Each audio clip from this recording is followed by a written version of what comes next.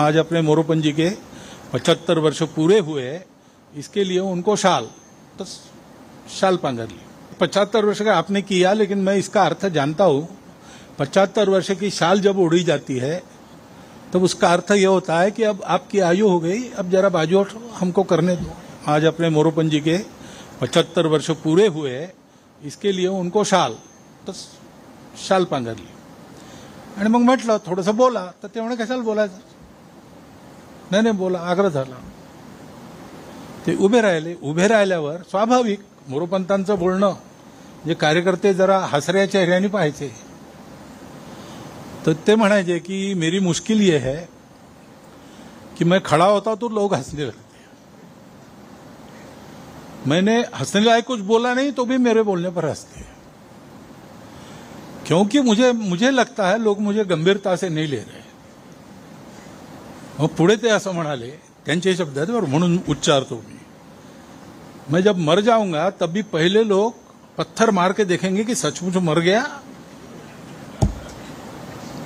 मग ते असं म्हणाले, 75 वर्ष का आपने किया, लेकिन मैं इसका अर्थ जानता हूं।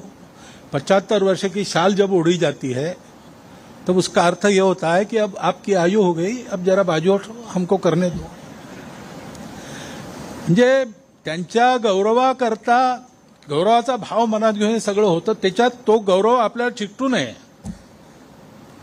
ह्याची ते स्वतःच काळजी घ्यायचे आणि असा विनोदाचा सुरा चालवून तो चिकटणारा गौरव सगळा सोलून बाहेर टाकायचे।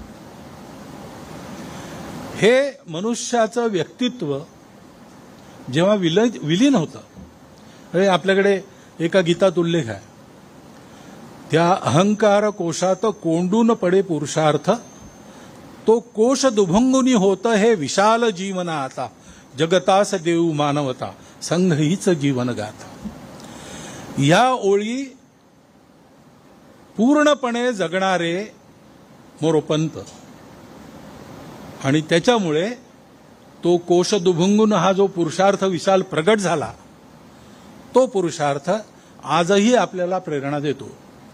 मला वाटतं हे पुस्तक सगळ्यांनी घेतलं पाहिजे। आणखी स्वयंसेवक आज जे नसतील इथे त्यांना सांगितलं पाहिजे, कारण जसं डॉक्टर हेडगेवारांचं चरित्र संघाच्या लोकांनी पुन्हा पुन्हा वाचलं पाहिजे, तसं ही एक चरित्र आहे जे आपण पुन्हा पुन्हा वाचलं पाहिजे आणि वाचून त्याच्यातून योग्य बोध घेतला पाहिजे। मला वाटतं तो बोध हाच आहे की हिमालयासारखं कर्तृत्व हे संघाच्या चरणी शरण असं स्वयंसेवकाचं जीवन असलं पाहिजे। हा स्वयंसेवकाच्या जीवनाचा वस्तुपाठ आपण सगळ्यांनी या पुस्तकातून प्राप्त करावा आणि तुझे तेज अंगी शतांशाचं डॉक्टरांबरोबर म्हणतो तसं मोरोपंतांचंही काही शतांशांनी हे समर्पण आणि हे कर्तृत्व आपल्या वाट्याला आलं तर दाही दिशा उजळून टाकायची आपली जी मनीषा आहे, ती मनीषा लवकरात लवकर पूर्ण होईल। म्हणून हा लाभ सगळ्यांना घडावा अशी शुभेच्छा आपणा सर्वांना देतो आणि माझे 4 शब्द संपवतो।